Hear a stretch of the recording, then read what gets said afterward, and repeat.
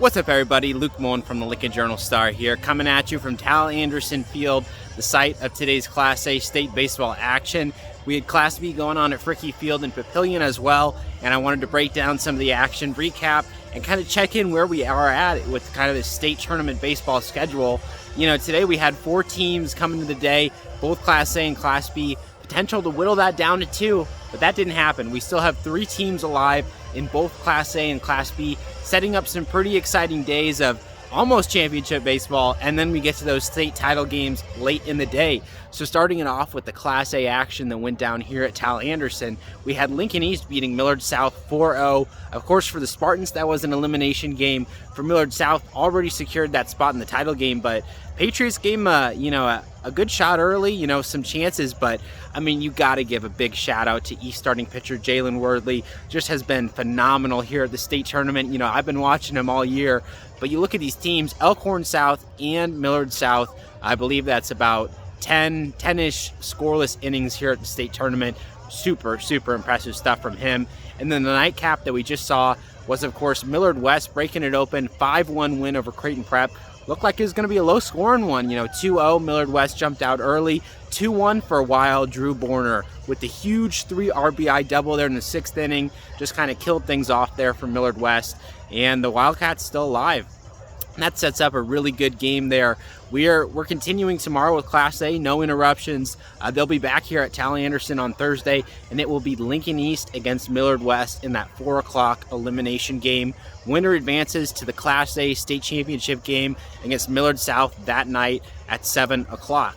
And the implications of that semifinal kind of play-in game to the championship game, well, we've seen Millard South, we've seen Millard West. That has been the state title matchup each of the last 2 years. Lincoln East, vying to become the first Lincoln state champion since the 1970s. Of course, they're going to have to win 2 games tomorrow to get there. We're at this stage in the tournament where pitching is stretched.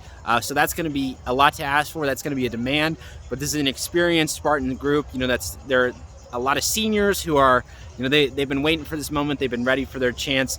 So I'm interested to see what happens in that early Class A game if we do end up getting that championship rematch, or if East can break through and get us a Lincoln team there in the finals.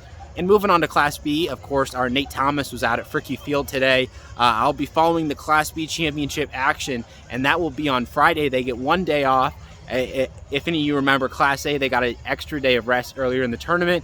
So it comes around for Class B, they get it later in the tournament. And same thing happened there at Fricky as did today. Waverly, the team that had already locked up its spot there in the state championship game, they fall 7-5 to Omaha Skutt, the team that they beat in districts just to get into the state tournament. And now the Skyhawks kind of return the favor, keep their season alive, and ensure that they're still fighting. And in the nightcap, we had another close one.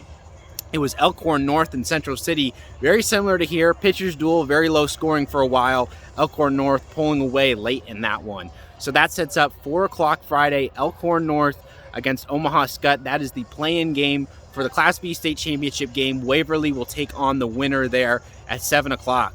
And the implications for that one, you've got Omaha Skutt, the most historically successful program left standing in that Class B field. Quite a few state championships, state tournament appearances. You've got Waverly, who, number 8 seed, just completely blown expectations out of the water. They're still fighting. They have a chance at the first state title in school history there at varsity baseball. And of course, Elkhorn North, second-year varsity baseball program, one of the last 3 teams left standing in Class B.